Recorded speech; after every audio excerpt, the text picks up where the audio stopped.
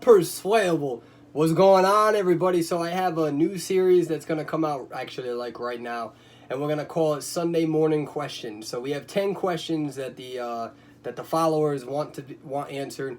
Remember, the best way to get a hold of me will be on the live streams. I try to answer every single question. We have hundreds of viewers on the live streams, and I'll drop my email down here. So if you have a question that I'm not answering, you can directly contact me through email, and I'll include those questions in the next segment, which should occur next Sunday.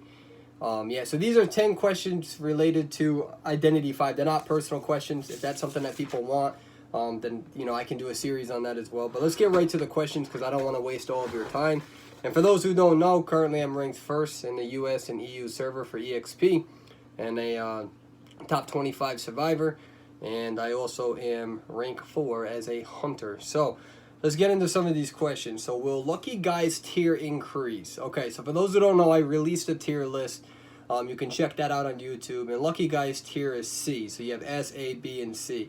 So for those who don't know, there's supposed to be a new update relatively soon about a buff where when he opens a treasure chest, he can pick between 3 items, or he gets better drops, one or the other, right? Until I see it, I don't want to listen to what other people are telling me because I found that to be very unreliable. So, under the presumption that there's 3 items in the treasure chest and he can choose one, and that, here's the thing.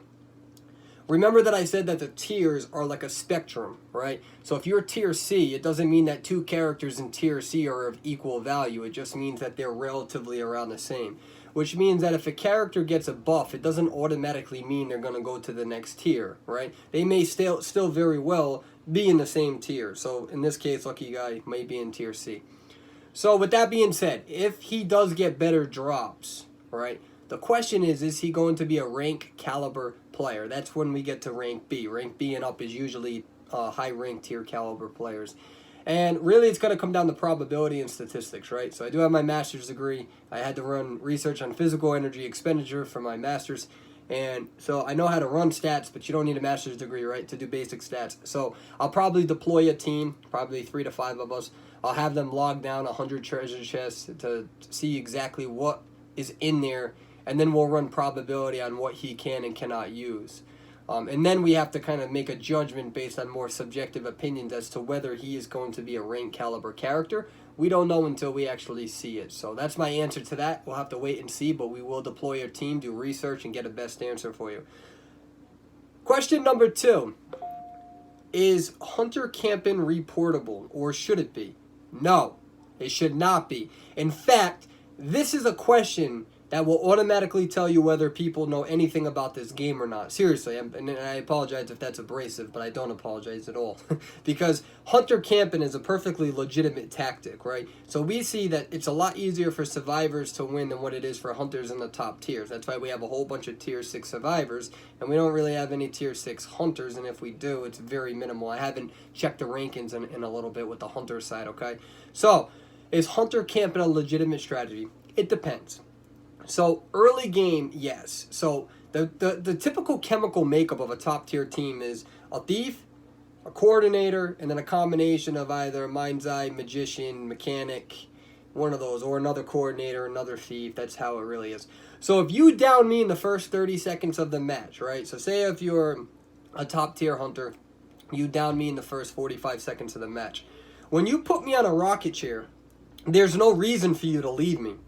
In fact, if you leave me, you're dumb because of a few reasons. One, if the team has a coordinator, the coordinator, remember, this is early game, it's her job to rescue. So why are you going to leave me, right, and just allow the coordinator to just kind of venture forth like Dorothy from The Wizard of Oz through the yellow brick road and don't even allow her to use her red slippers, or in this case, her flare gun? That's so stupid, right? So what you do is you wait for the coordinator because somebody's coming to you. A second person is coming to you. And this really will make or break the game. And I'll get into new strategies that I'm seeing, but not new strategies, but popular strategies. So there's no purpose in leaving. You're literally... when you have a high tier chemical makeup, right? Usually I can cut you for at least 1.5 to 2 minutes, right? So last night I played rank mode with a really good hunter, and he tried to come after me. In every match he came after me, we pretty much won because I was able to always last until there were 2 ciphers remaining, right? So that's a successful kite. But if you get me down early game, you don't want me getting back up because it's going to be a problem for you trying to catch me again, a second time. You already got lucky the first time. Good luck a second time, right? So it's good to camp that and wait for the coordinator to come and see if you can also get down the coordinator. Why are you going to run? You have now a coordinator running for the rescue that you leave wide open. Now you're going to have to try to find 2 other people, and you better hope that they're not great kiters, because if they're great kiters, now they're going to waste 2 minutes of your time. So hunters camping is a perfectly legitimate strategy. If you complain or blame hunters for it, it means that you're not good at the game. It means you're not good at kiting. There is not a single top tier player that complains about hunters camping. You're not going to find it. It won't happen. It doesn't happen. When I get captured and the hunter is camping me on live feed, I'm never like, this hunter sucks, he's camping. I'm like, damn it, I screwed up my kite, or ping killed me, or he hit me through a wall, whatever the case may be. But it's never criticizing them for camping.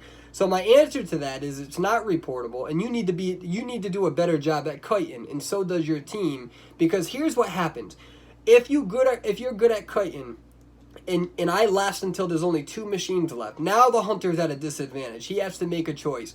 Am I going to camp this person? And if I do, there's a very good chance I'm going to lose the match, because the other 2 ciphers are getting taken down by the other 2, and the coordinator is coming for the rescue. And when the coordinator rescues, that's when they're going to finish the last cipher. We have an 8% movement speed, a 50% boost for 3 seconds. You don't want me getting back up. You don't want me getting away. Especially with a good coordinator, she can use flare gun. If you give me that 5 seconds to really put distance between me and the hunter, I'm going to kite him for at least another solid minute. That's enough time for everybody to get out in the exit gate. So, for those who say that hunters who camp should be reported, I'm very sorry. I'm trying to be as polite as I can without using my rank, but you don't know enough about the game, like quite literally. And I'm not a hunter main, so you don't understand the basic principles of the game and the chemical makeup. So hunting is a legitimate strategy in the beginning of the game, and it might be a legitimate strategy at the end of the game, and I'll get to that at a later time. All right, do hunters need nerf or buff? So this is not an easy question. Hunters do not need to be nerfed. They already kind of get their butt kicked at the higher tiers, right? And higher tier hunters, if they do get you down, it's usually because you screwed up your kiting, right? So you don't need to nerf them, right? We already see on the ranking boards there are way more survivors higher ranked than what there are hunters. So and when we're in higher rank and legendary rank, you can only be 2 people in the lobby. There's no 4-man teams anymore in legendary rank. Once you get to rank 5 or rank 6, it's you and 1 friend, and then you can be matched up with another duo. So it's not like we're all using Discord collaborating. It doesn't work like that. So, do they need a nerf or a buff? I don't think that they need a nerf, because the high tiers are destroying them without even using Discord. So you can't use that Discord argument, right? Do they need a buff? I do think that there are a bunch of hunters that need a buff, because right now we only see Joker and Geisha. We only see the Clown and Geisha. That's it. They're the only viable high tiers because they have gap closing. So, question number 4. Where will Perfumer fit? Well, my face. Kidding. I think I might have to edit that. I think YouTube will yell at me. So anyways, where will the Perfumer fit? I don't know. It's going to be very interesting. I'm going to have to run an analysis on her, and especially in top tier plays. It's very interesting, though, that if used correctly, I think that she's going to be at least an A or an S tier character. I mean, she has more abilities than what the Magician does, and Magician's already an S tier character.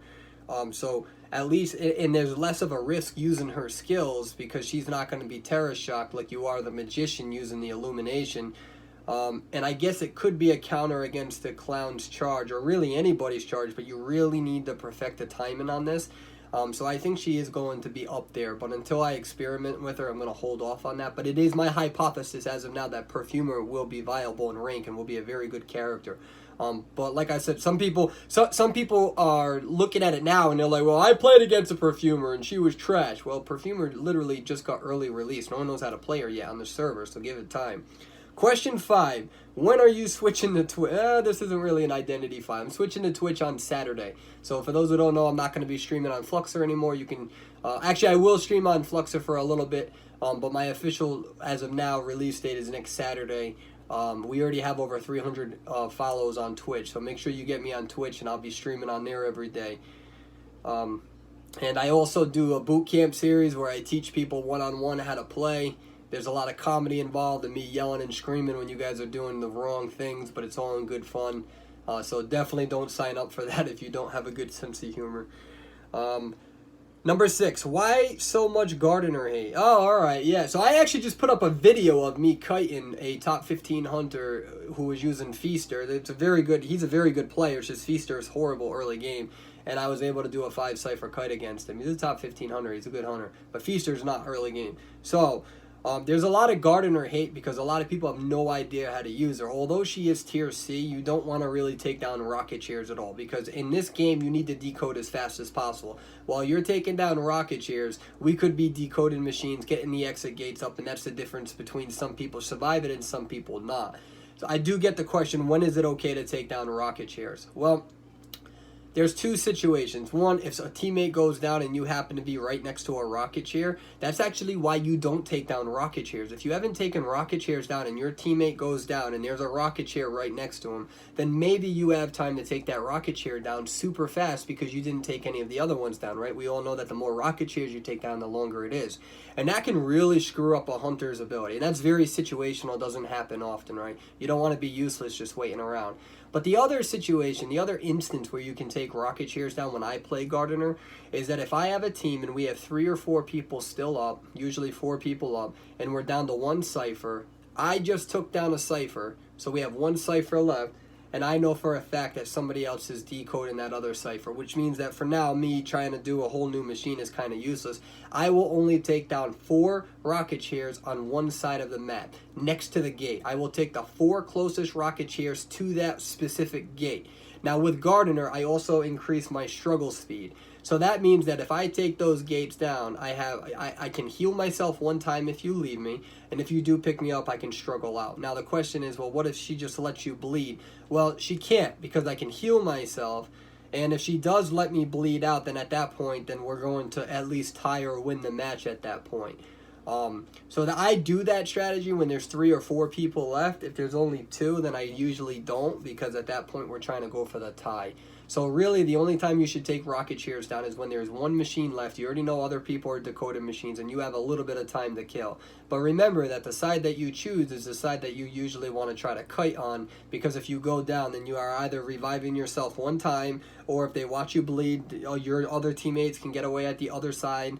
Alright, but if you're a good kiter, you can usually choose the right side where there's good kiting ability and continue to kite, and if they leave, now it's an easy victory for you. That's the only way to play Gardener. There's no other way to... Don't take rocket chairs down in the beginning. You're screwing up situation 1, where you could technically take a rocket chair down relatively fast, and you're screwing up situation 2, where if you're taking random rocket chairs down in the map, then you can't quickly take down the 4 next to an exit gate. And if you're taking them down early game, then you're expecting your kiter to last longer because you're not decoding machines. It's a very selfish thing to do. So that's why there's Gardener hate. Question number 7, Explorer. Are there any regrets to you putting him at the bottom tier? So for those who don't know, like I said, I put that, I need my coffee, hold on. This is a long one. So for those who don't know, I put that character tier listing up on YouTube. You can check it out. And I did put Explorer on the bottom with Lawyer as one of the worst players. And there was a lot of consent and a lot of backlash with that. And do I regret his placement? No, I don't regret his placement at all. So in this game, it is your job to learn how to kite, right? It is your job to learn how to kite. Because if you can kite well, then you can waste the hunter's time, and then everybody else can decode, right? The Explorer doesn't kite. His entire ability is based on hiding. So maybe early game his hiding is a little bit useful, but not really. Against a charging clown, you're not going to have enough time to really activate that hiding ability. And if you walk and then use your ability, your footprints are still on the ground off fighting you. If you use your ability but don't walk first, you're going to be close to that cipher machine because you don't really run fast. So Explorer, he has no veteran bonus like Lucky Guy does, right? Or like even the Doctor, or no veteran bonus like Gardener does. So if you hit him, he's a super easy kill. That's what he is. He's a very easy kill. And he's not permissible in rank. I actually sometimes see forwards in high rank, once in a blue moon. I once in a while see Lucky Guy in high rank. right? But I never see Explorer and we never see Lawyer, and it's because they are ideally the worst characters in the game. Now, would I rather have an Explorer than a forward? Well, maybe, because then the Explorer can decode faster than the forward, but at least the forward can technically try to kite if he has to, which could help the team late game. And he can also stun, which is situational, right? But he can also rescue. Worst case scenario with that football, he can get away. The Explorer has nothing. He can't rescue. A competent hunter who's using I call it tinnitus. I might not be saying that right. Where there's an ear mark. If you're close to the survivor, we get an indicator within 36 meters. We're not going to leave that spot. So you being in a minimized state, you're just wasting time. So you don't really have a kiting ability. Sure, you don't have a debuff like you do with Lawyer. And that's a valid argument, but you don't have a veteran bonus like what Lawyer does. So if anything, Lawyer is easier to Terra Shock, but Lawyer is also easy to reposition in that map with the 2-second veteran bonus. That veteran bonus is the big deal, guys. Like that should be common sense, right?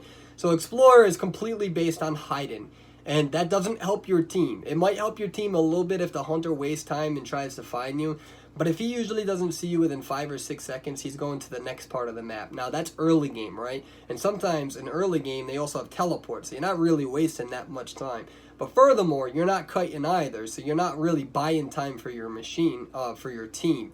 So I don't really regret his rating. I am considering increasing it, but not by much. He's still not a good player. He relies on hiding. Top hunters. It's so funny. There's Explorer mains who are like tier 2, tier 3, not to throw the rank around, but they're playing these hunters that are still learning the game, and they're like, well, I do great as hunter. Okay, dude, I do great as Explorer. Okay, do that against Joker, Anori Joker. Do that against Anori DS.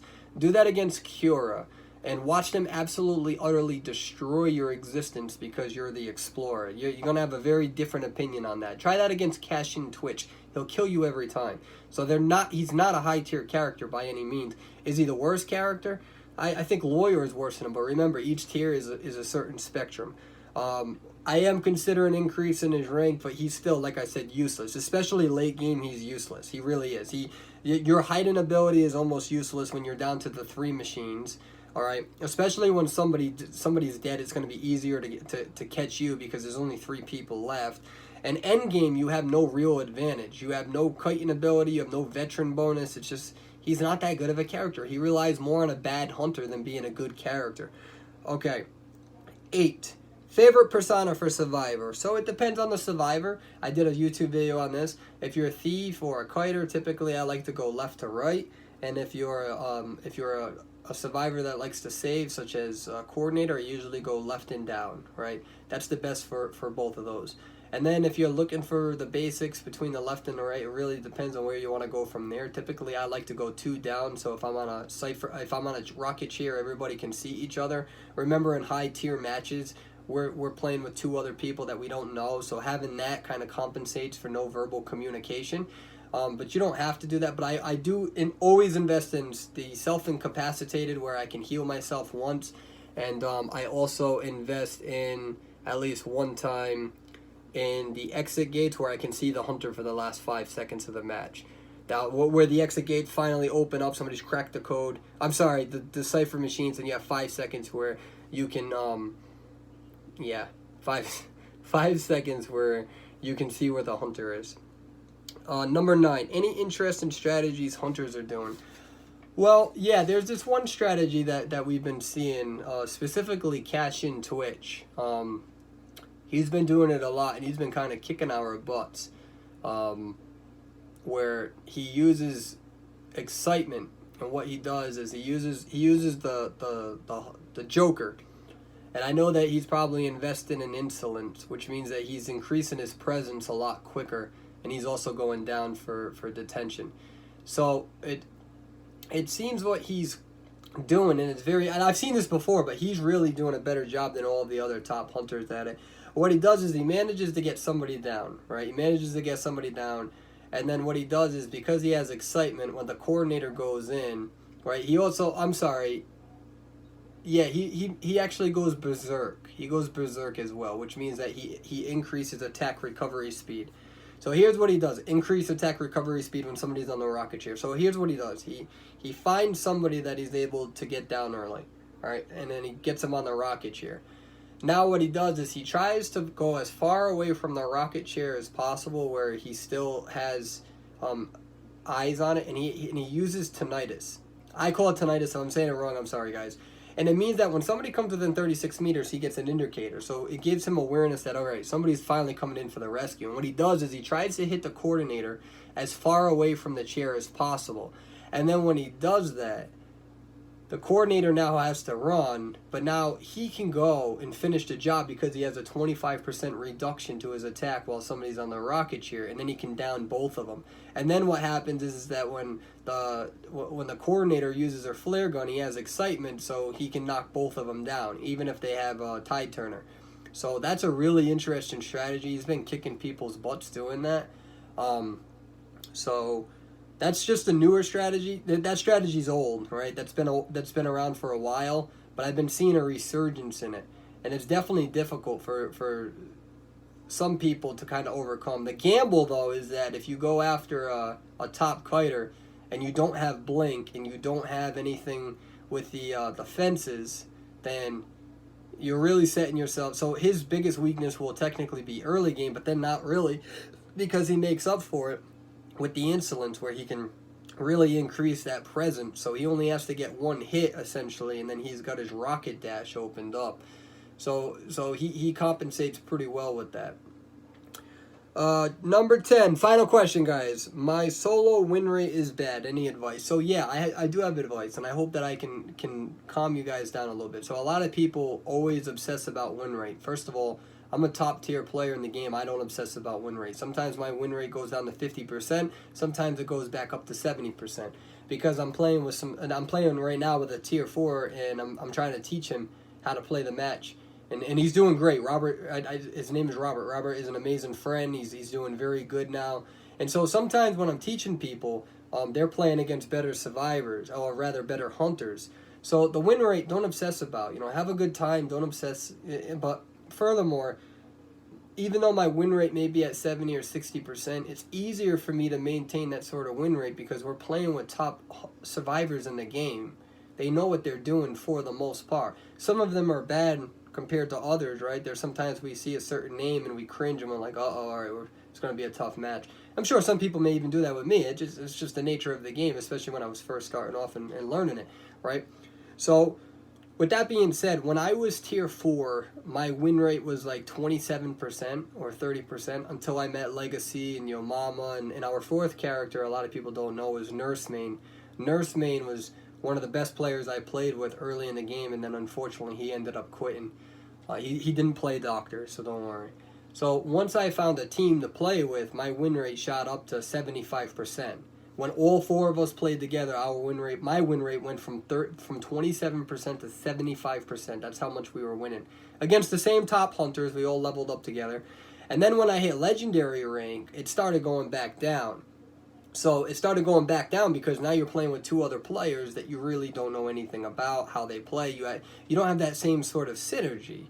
And it goes for us too, right? They're playing with us instead of their friends. So I'm sure that we also had to learn the maps as they came out, and we had to learn Red Church, and we had to learn all of that stuff, just like we have to now relearn Lakeside and relearn how to play against all these new hunters when they come out. So my advice to you is join a community. You have T100 community. They're a clan. They usually accept everybody. And really make sure, don't be lazy. A lot of people get lazy. They think that their solo, it will increase if they just give it time. If you're in tier 2, 3, or 4, it's going to be a disaster. You really need to find a good team. So reach out. Find people. Go on Discord. Come to my live feeds, try to find somebody. But if you keep playing solo mode, you're just kind of kicking yourself in the butt at that point. So like I said, my win rate and whatnot did not increase until I found a team. My solo win rate was garbage. And I will do a bonus question, and the bonus question, which is kind of a sub question to 10, is how did I get good? Alright, I'll tell you how I got good, honestly. So when I was playing solo mode, I got so fed up of losing because my teammates were bad that in the beginning, I said, you know what, screw it. You know what I'm going to do? I'm going to attract the hunter's attention every single game. I'm just going, and I'm going to get better. Chances are we're going to lose anyways because these people can't kite. So if I die first, then at least I'm learning something, right? And I became a good kiter by attracting the hunter's attention. There was probably a good 100, 150 games that I got pissed off with and that I died super early when I first started the game, but I learned very quickly. And then I would go into custom mode against bots in the same part of the map that I died in, and I'd say, how can I get better at this one part of the map? And that would include every single part of, like, if there's a little pallet, I would go and I'd practice that one area for 20 minutes. So each map, I focused on each little tiny area for 20 minutes to an hour, like an incredible amount of time. And then, as new hunters came out, I had to change up my strategies, right? Because how you kite an early game Joker is going to be different from how you kite an early game Geisha. They have different abilities, right? So that's how I got good. I looked at it as, my team's probably going to die and suck anyway, so I'm going to learn something. I'm going to kite. And I really learned how to kite pretty well. And, I'm still learning. I'm still practicing. I'm still trying to get better. Some of these hunters are phenomenal. But now it's funny. It's getting to the point where in the live streams, if you check it out, there's times where the top hunters, they'll come after me. And then they just leave me. They're just like, screw it, I'm not going to waste my time on him. And that does happen. All my viewers will tell you it happens all the time. And then some hunters say, screw this guy, I'm going to come after him. Sometimes they get me down, but most of the time I'm able to last until 3 or 2 ciphers. And that's just because of practice, and sometimes I mess up. Sometimes the hunter does something I didn't expect, or these are good players. You gotta have respect for them. So, all right, guys. So that's a long question and answer, but what I'll do is when I have time, I'll try to break down the questions in the description with a certain time. So if you don't care about the answer, you guys can just click. I'll see if I have enough time to do that, and I'll include an email address where I can be contacted at. And I'll try to do this every Sunday where I can answer 10 questions just in case you can't check my live feeds out, or just in case I don't get to your YouTube comments. Listen, our YouTube is blowing up thanks to you guys. It's very hard to answer everybody. We're getting over 100 subs a day. That's amazing. We already have over 300 follows on Twitch, and I haven't even done a video. So our community is blowing up. You guys are really providing me a tremendous opportunity, and I'm just trying to give back to the community by answering their questions so you don't feel left out. So anyways, guys, I hope you guys have a good day. I hope you enjoyed this, and we'll try to do this every Sunday. Thank you very much. Have a good one, guys.